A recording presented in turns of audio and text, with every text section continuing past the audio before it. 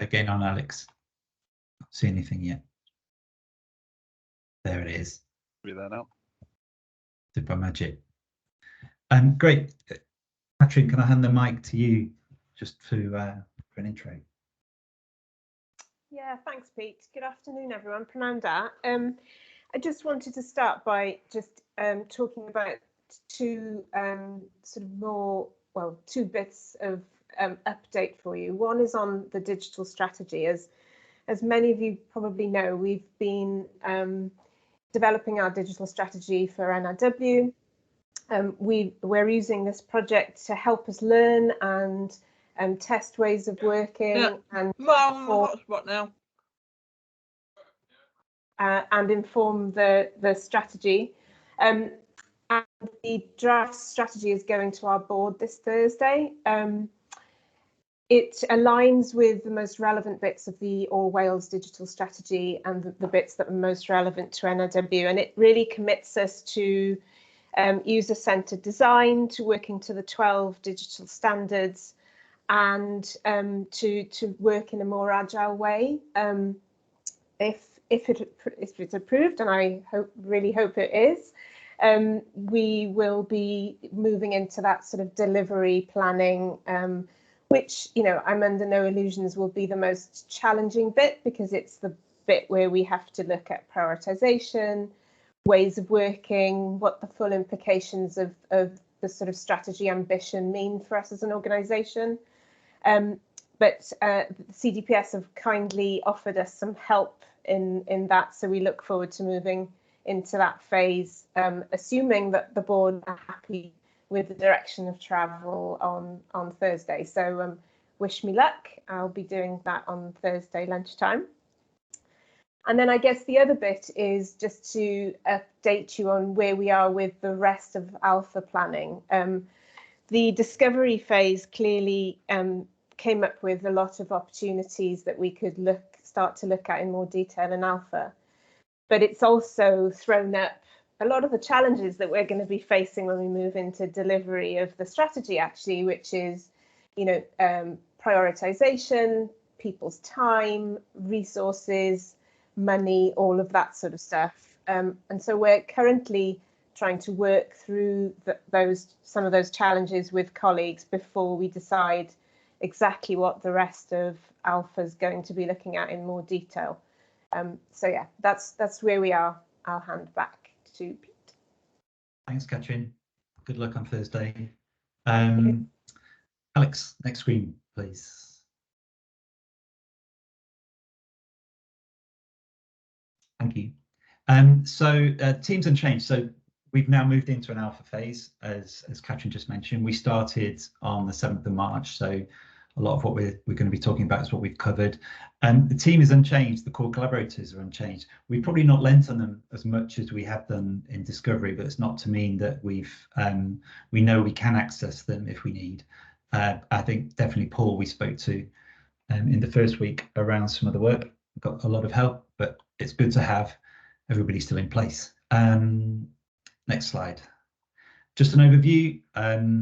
I think I always get this wrong, but we're trying to give enough time for questions at the end, but please do fire any questions our way as we're going through this. There is a lot for us to cover, and we're going to try and keep it at a really high level, so there will be, you know, some elements that you may want more detail on, so please fire questions if you have them. Otherwise, wait till the end, or by all means email us at the in your own time afterwards.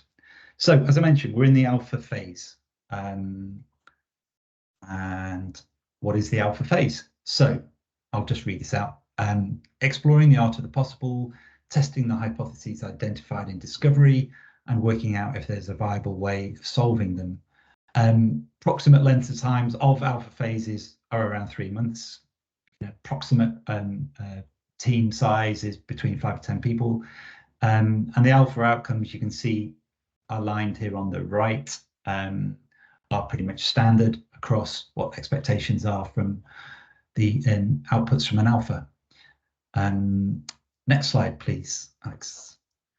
So just as a recap, what we found out in Discovery, but because obviously, as was just mentioned with the Alpha expectations, we're taking the learnings from that and moving on forward. So next slide, please, Alex. Sorry, I've got you working hard, Alex, firing through these. I've sort of bottled down. We had a few slides in our final deck, which was covering some of all of our findings. So I've grouped our sort of key findings here. Content and guidance, certainly around NRW services are poor, and we were able to see some accessibility barriers for some users. There's a barrier to regulations for some users, and the problem with the lack of confidence in the waste codes associated with hazardous waste that these users handle. Problems with the consignee waste returns, which are impacting not only external users but internal teams within NRW. Some users, particularly in large organisations, are really committed to the practices of protecting the environment, which is what you would hope, and we were getting a lot of confirmation that from the user research. So really knowing what they do. But on the flip side of that, and for many reasons, many domestic and SME hazardous waste users are just not aware of their duty of care obligations, and in some cases have low interest in their waste matters. And generally, we were hearing some users have expectation of smarter, more joined up involvement with NRW waste services, which is great, because that's the aspirations for NRW. Next slide, please. So what will we be focusing on in Alpha? I have highlighted here one of the ones we just read through, which was the consignee waste returns. That's what we felt was specifically a great thing to kick off with Alpha, particularly because we've got strong SMEs within the team that have got that knowledge base. So next slide, please, Alex. So specifically, just to go into details of that, we are or have been focusing on the macro spreadsheet version of the consignee hazardous waste return. And the reason for that is the three you can see here: create a list of problems with the spreadsheet in priority order, understand the data validation requirements of the database and how they can be changed, and understand which metrics are important for us to focus on. We're going to break down each of those, the work that's been done over the last sprint, by each of those bullets. So you'll see these again. Next slide, please, Alex. And how long will this take? $1 million question. Big visual coming up now. As you can see, I've broken things up here as the whole of Alpha, really. So this takes us from when we kick things off just at the end of Feb as a sort of sprint 0 from planning, with discovery ended, all the way through to June for the last sprint. We've broken up the consignee returns work into the 2 sprints. So we're going to talk about the issues around the return spreadsheet in the first section. We'll cover the next sprint a bit further in this presentation, and then the big old orange TBC is what Katrin was mentioning at the start, that discussions are underway and close on finalising the scope around that one. So we'll know more about that next time we speak. So what did we do in the last sprint? I'm going to look through those 3 bullets now that I talked about, but first one is over to you, Adam, the problems with the spreadsheet and the prioritisation of them. Thank you, Pete. Yeah, so the first thing on our list was to gain a deeper understanding of the problems that are within that macro spreadsheet. So what we did is we created and took part in a workshop kind of informally titled "Where the Wild Things Are" by the team, which I'll explain a little bit more about in a bit. So yeah, the problem is that within the macro spreadsheet, there's lots of different things going on. So we didn't know what were bugs in the code, what were caused by the fact that modern versions of Excel weren't reacting in the correct way to how that code was originally written. What were validation problems? Things weren't being validated that they should be. Things that were being validated but not explained very well, and also things that would allow the user to provide data in a format that would be acceptable to NRW, or for NRW to be able to structure the code, the data in a way that would be accepted by its systems, and also looking at some things of some challenges, or where the challenges lie for content and for design. Also, if we move on to the next slide, also the team, Lisa and Lucy, who work in this space, they do a lot of work receiving data in different forms, translating it, editing it, checking it, making sure that when it gets uploaded to the database, to the system, it will be accepted and then can be used by the other parts of the organization that consume that data. And things such as taking what is referred to as a manual spreadsheet, where users have entered in information into a quite standard spreadsheet, and then they have to then place that into the macro spreadsheet so that a valid XML document can be exported out of it. Viewing that XML to make sure that it won't cause issues when uploaded to the database, and then uploading it to the database and reacting to when that XML gets rejected for different reasons. So there's lots of stages in which they need to make sure and fix the data so that it works for the system. So we looked at a scenario where a hypothetical scenario that helped us imagine in a space that would allow us to really shine a light on these problems. So we imagine a scenario that Lisa and Lucy were away on holiday, that the external users couldn't contact the customer hub, so they had no one that they could contact. They had to use the macro spreadsheet, which at the moment they have other options available to them if they're not able to. But in this scenario, we imagine that all users were forced to, they had no choice. And also we created a scenario that at the end of completing the macro spreadsheet, the XML data that is outputted by that spreadsheet is automatically updated to the database. So what this kind of allowed us to do is imagine, a fictitious scenario in which Lisa and Lucy aren't doing that work to fix the problems between the spreadsheet and the database, and then we could start to see where those problems were arising and where they should be fixed potentially. So that then led us on to the workshop that we did, referenced earlier as Where the Wild Things Are, originally called Where the Problems Live. And that asked two questions. Where is it that a problem is created? Where does it first appear? And later on, where does that become a blocker? Now, sometimes that is in the same place. So as you can see by those examples there, and you probably can't read exactly what it says, but the purple ones are where a problem appears for the first time and also becomes a blocker, where the red ones are, the user has done something potentially over here, but if no one stops it, the data gets all the way through to the upload to the XML, and that's when it becomes a problem. By separating those out, we can start to really see the consequences of not fixing those problems, but also the opportunities. So for instance, in this example, we have a blue post-it there. When the XML is uploaded to the database, now you could look at that and say, in the spreadsheet itself, we can make sure that the user provides data in a way that's accepted, or you could say that the database has changed to accept that data. So you can start to play with what that potential solution might be. So the outcome to, well, this is just to show the breadth of the work that we did. We sort of discussed and unearthed around about 60 different problems. Not to be alarmed, not all of them are things that need to be fixed, but there are definitely things in there that are high on that priority list that do need to be fixed. So it gave us the visibility of the work to be done, but also the pieces of that need to be focused on first. So actually, before I talk about the full outcome, this is just a quote from Lucy, who took part in the workshop, one of our SMEs. She says, because of this stage-by-stage analysis, we were also able to see how small improvements in the usability of the form for external users can be made. Sorry, I've misquoted this, but yeah, how the form for the external users can be improved and made to remove some of those barriers to make the system more efficient and accurate for both internal and external users. So making it and changing it for external had a benefit for internal as well.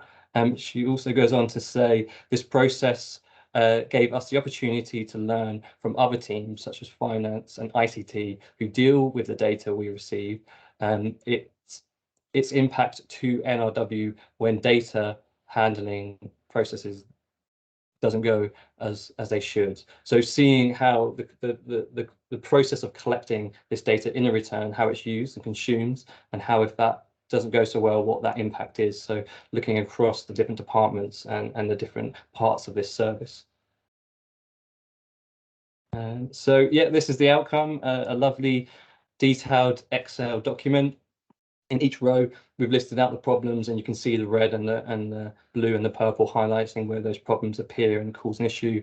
We were able to add notes in there, detail, build an understanding in the team of what that data is, what it's used for, and where it goes. To classify it, is it a bug that needs to be fixed? Is it a design content challenge? Is it a formatting issue that could be a design content challenge, could be a database change? And then the most important thing is that we could see the effort to change is, we could scope potential work to be done here, and the priority as well, like what are the most important things to do. Now, this is like a big part of Agile, is that once you have these problems, you then are able to select the ones that need to be worked on first. So you're not necessarily saying we need to fix all 60 things at once. You're focusing your energy and time on the things that need to be done to have the most value to the user and to the organization. So that's me. I'm now handing over to Thomas. Yes, well, thanks, Adam. Yeah, we want to cover off some stuff that we did around actually looking at what goes on in the spreadsheet. And for example, when you put in your email address or your address, there are certain ways that the database needs to take that information in a certain format. So we need to make sure that when we're asking for it from the user, we're getting it in that format. So we can go to the next slide. The first problem we encountered was that the way we were doing that was with a spreadsheet that used macros, but lots of users couldn't use the macros because they would get this error, which basically says that it doesn't work with their version of Excel. What we did manage to do was get access to the code, to the macros, so that we could have a look at what's causing the error. And we actually managed to fix that. So that now that if you have a 64-bit version of Excel, so basically from 2013 onwards, I think, you can actually use the macro version now. We've actually tested that with 2 different users who happened to email asking for help with the macro spreadsheet. We sent this new version out to them, and both of them can use it. So we're looking at how we can roll that out. So hopefully that will actually play a big part in reducing the admin burden that we've got and the problems that we're seeing, because if they can use the macro version, they can validate their answers before they send it to us and before they create the XML, so that we're not having to do it on our end. So that's a good win for us. We've done something now that has actually helped users. So we're very pleased with that. If you go to the next slide, we also looked into the actual code in the database. So here's a quick snippet about some of the validation rules here. So you've got email address regex pattern, which tells you the character formats that the email address has to be in, postcode, consignment note number for non-multiple, and producer registration number. I've highlighted there the postcode regex pattern because we found one of the common issues that came up was users would send their postcode but do it in lowercase, and the database wouldn't accept that. So when you look at the code there, what that's saying is the first 1 or 2 letters of the postcode have to be characters A to Z in uppercase, and then digit 0 to 9, and then either a digit or a uppercase letter, then a space, and then a digit, and then an uppercase letter. However, as you can see in the next one, it looks like it would be quite straightforward to actually change that to allow lowercase letters. So just adding the lowercase a to z, there's an uppercase a to z, and you'll see in the email address one above that actually does that. It uses lowercase a to z. We would need to do a little bit of testing to see whether that might create any problems further down the line. I can't imagine that it would, but it looks like it could be fairly straightforward to fix some of the more simple but nonetheless quite annoying issues that just cause us to have to spend time fixing the returns for our users. So we were quite pleased being able to find those things, and look like we can probably have some solutions to some of those problems. So that's that from me, I think. And over to Graham to talk about metrics. Thanks, Thomas. We've had the kind of luxury of working very closely with subject matter experts, and so we know the sort of behavioural things that are the consequences of the of problems in the returns process. But we also realise we have to sort of get to grips with some metrics, so we could measure, you know, how much are we making better by what means, and sort of what effect that will have on the process. It also, we needed it to sort of target our user research better as well. So totally ununiquely, time, money and quality were the things that we workshopped around, and we came up with solutions to, or possible solutions to measure things. There's a lot of version number monitoring that could be done. The aim of low manual intervention as a principle could be, we think, measured by various means potentially, and the objective of getting properly QA data into NRW was a kind of principle to maintain, so that things got operated on that level.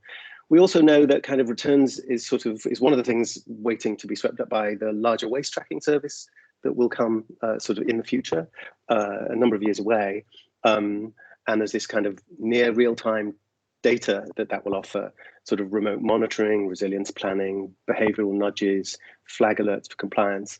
And just, we know we're not going to get there, but we would just wanted to be able to pace what we produced against these sort of more distant objectives in case it told us something as well.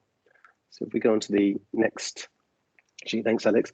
So these are some of the metrics. There are somewhere in the region of about 250 people who do quarterly returns. Of course, that varies by return, depending on whether anybody's handled any hazardous waste. There are 158 macro spreadsheet users, 65 manual spreadsheet users, including somebody who sends a paper copy in and somebody who sends a JPEG of their spreadsheet. There are 80 users who submit null returns, i.e. nothing is required to be reported in terms of their handling of hazardous waste because they haven't done any of that. 58 users who send in returns of only a few lines. There's a range from sort of six-figure sums at the very top end of the quarterly return fees generated, and it goes down to, you know, sort of two figures in terms of pounds at the other end of the scale. And we thought that was another good way of cutting things up in terms of the effect it had on people. Also, then, you know, we were logging, as people have already said in the presentation, kind of known errors, incorrect postcodes, producer codes, date received, format HP codes, EWC codes, and also the extent to which that language changes. We've observed already some kind of interesting sort of language flexes within that amongst users, and fix times. A fix when something isn't accepted by the database can take, you know, Lisa or Lucy or someone else 5 minutes to fix, or it can take a number of days, and it's not until they dig into the problem that they can really predict which it will be. So we're also trying to generate metrics that could at least somehow give more information on that in those fields. I think if we go to the next slide, as we were saying, the metrics helped us target users that we wanted to speak to. We wanted the user research to be responsive to the technical analysis that Adam shared of the spreadsheet itself. So make sure we had our questions right before we spoke to people, all within, you know, a 2-week sprint. So we didn't sort of hang around too long.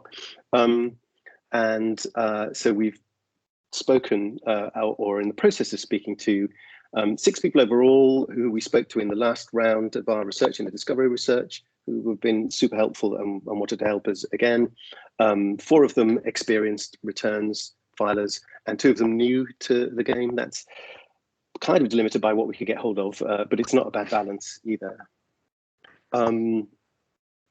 What we've been asking them to do is screen share through the process that they go through. We can't record it because of commercial confidence and the other sort of bits of details that people might not want to share from, you know, inside their organization.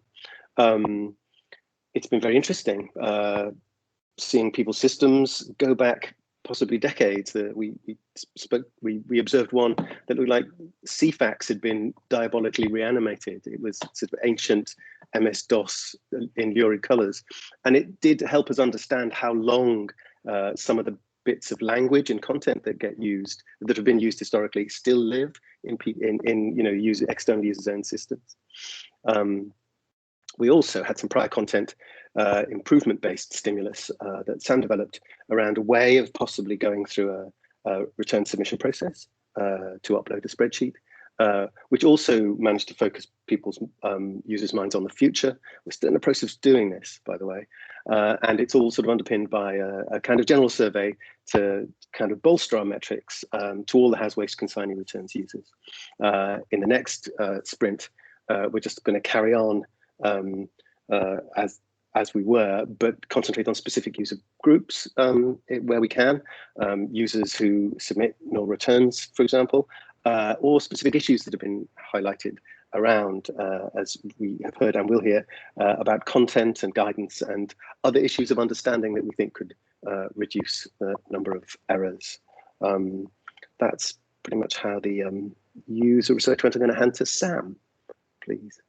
Thanks, Graham. So yeah, we did a content review and we wanted to find out how we were using language across hazardous waste content, including whether we were being kind of consistent for users. So we looked at several pieces of content that the user might see as they're carrying out their task, their hazardous waste task. That includes the consignment return form, the spreadsheet we've been talking about, the page users download the return form from, some guidance on how to complete consignment notes, how to register as a hazardous waste producer, content and the portal itself, and also kind of the offline stuff, emails we send to users before or after they complete a task, and invoices. We found that sometimes the same thing was labelled or described in several different ways. This is one example. When a user registers as a hazardous waste producer, they get something called a registration number, or it could be called a producer code or a premises code or a registration number. So there are 7 ways of describing the same thing in our web content. Next slide, please. I'm not sure if you can see this, but this kind of illustrates where exactly those different ways of describing the thing live. So we've got 3 ways of describing the code in a page, register as a Has Waste producer, then something else in the portal, an email, something different, and in the spreadsheet there are 4 ways of describing the same thing. And interestingly enough, final column there, we've picked up in user research we've done so far that users can have another way entirely of referring to the thing, with I think one user calling it a producer certificate, and that's something, as Graham said, we can explore more. So we know kind of why this thing happens. I mean, things are built and created over a long period of time, and you know that they aren't changed for whatever reason, or people, departments create things in isolation, maybe without communicating with others. But from a user's perspective, they can see all the content that we've created. You know, we are Natural Resources Wales to them, so we're kind of putting the onus on them to decide what it is we mean by a thing. We're saying, you know, you need to think about this. But by working together, we can, in teams like this, communicating together and looking at a whole service, we can create content bilingually that users can quickly identify. They know it's the right thing for them. They have confidence in it. They can complete the task quickly because they're not having to stop and think, and they can give us the right information. It's just something to add there. When we did the content review, we just looked at the English language side of the site. We haven't looked at Welsh language content, and that's possibly we're possibly seeing inconsistencies there, because you know, if we're creating a thing, we're sending it for translation at the end, naturally you'd expect to see inconsistencies in Welsh language too. But if we're moving to creating bilingual services from the outset, then you know, there should be less of that. That's me. Over to Pete. Thanks, Sam. Yeah, so final bit, what are we looking at in the next sprint? So hot off the press today, well, actually half an hour before we started today, we finished off a workshop around the scoping for this next sprint, and we've agreed to build a prototype for null returns. Just as an overview of what we learned from the discovery around waste returns, we certainly were getting the impression that external users aren't experiencing like similar pain that with returns that are happening internally from the NRW team. Certainly, Lucy and Lisa, as part of the team, are as Adam pointed out, with the many arms covering many areas really here. So we know that there's some benefits we can do that can help internally, which will then feed back through into the external users. And then also the small changes that we can make to the external return systems are going to make a huge difference as well. So that's just a sort of reminder of why we're sort of focusing in the waste return space. The other thing around null returns are that we do know for a fact that they're causing a problem for both internal and external users. So again, that was a no-brainer for us to be focusing on this particular area. And the other benefit of us working on a prototype is that this is potential for this to be transferable to other parts of NRW, and that would be very front and center of what we're doing. Certainly nothing that's it's going to be bespoke for a specific area and can't be used again. And the idea is for this to be very much transferable. And a caveat I'd say at the end is that the prototype will not necessarily be immediately usable. But again, the learnings we receive from this and building and testing it will just be so valuable as regards to feeding into not just this area, but other areas too. I think, Alex, next slide is, well, first of all, let me introduce you to Sam's dog, Bob, who's got a much longer name, and first dog I've met with a middle name, but this is Bob. And we're at the questions point of view. We've added a plea at the bottom of here, and not because we get some great questions on these sessions, but it's just really just open to say that if there's anything we've covered here that you disagree with or want to challenge, it's a real benefit to us to know it, because we're still learning and we're learning all the time, but many of you know more things than we do. So we really do want to hear anything good or bad questions. So yes, the floor is yours. Thanks everyone for that presentation. Any questions from anyone? I think the first challenge is, I think you need to change the name of this dog from Bob, because I'm the only Bob. Do that. Oh, thank you. Yes, any questions at all about our selections around the scope that we're currently working on? Any of the work around the spreadsheet?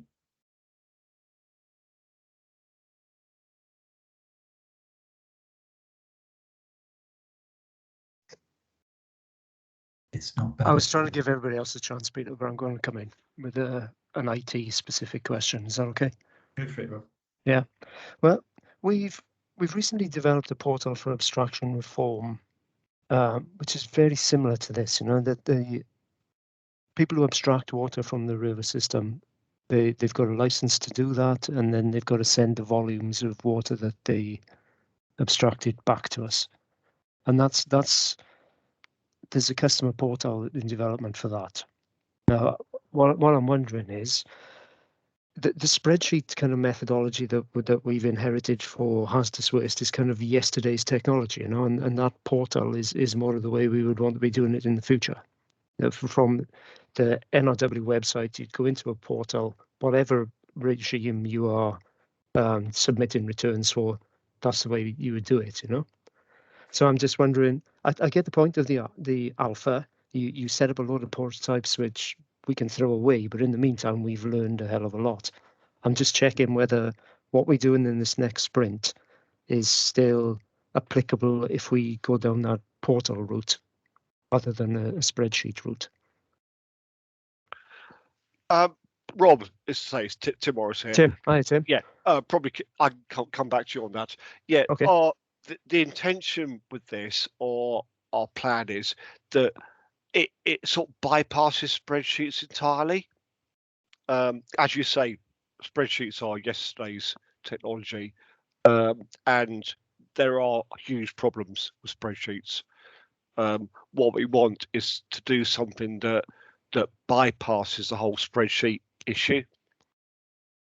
I'm not sure how far water abstraction's gone with that in terms of uploading data, but we want something simple to say. In water abstraction terms, we want something simple to say, you haven't abstracted any water this quarter or whatever the reporting period is, and we want to make that easy. We want to save the has waste consignee returns. So it is hopefully get rid of the spreadsheet thing. And I know your views on spreadsheets, and I fully agree with them.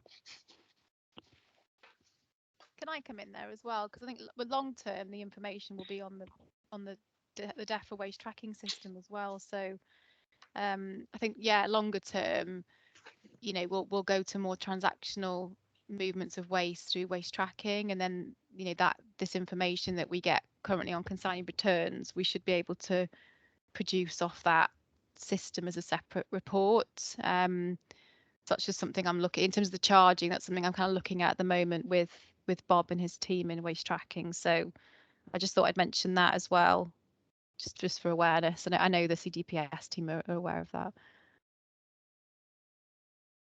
Yeah, I think as well, the other thing to keep in mind is the findings from the key finding from the discovery was that actually users don't have a problem with the return system as it is. The problems with us being a hassle to sort out. Yeah. And we had the user research session on Monday with the people that had the kind of CFAX style system. They said it took them 10 minutes every 3 months to sort out the returns. Us changing to a portal is going to make that longer probably. So it's about how can we strike that balance between something that's going to be useful for us and is also going to be useful for users, or at least not add to their burden any extra. So we're trying to walk that line a little bit. Yeah, that's a good point, Tom.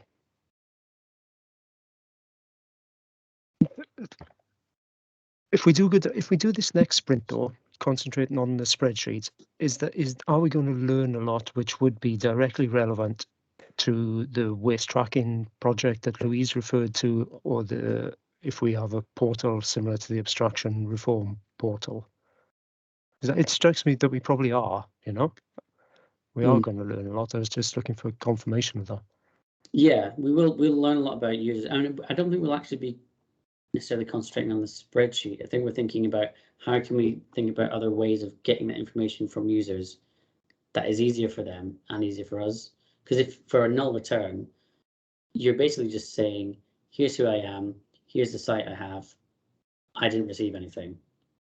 You don't really need a spreadsheet for that. So we're essentially not looking at the spreadsheet. Okay, all right. Yeah. Looking at it's about how can we get the information from them in a way that's easy for us and for them, and then also learning about what users understand about the information we're asking from them and why a little bit. So there's definitely going to be applicable learnings to whatever else comes afterwards. Yeah, okay, thanks, Tom. Thanks for the question there, Rob. Any more questions? We've got a couple of minutes left of the allotted time.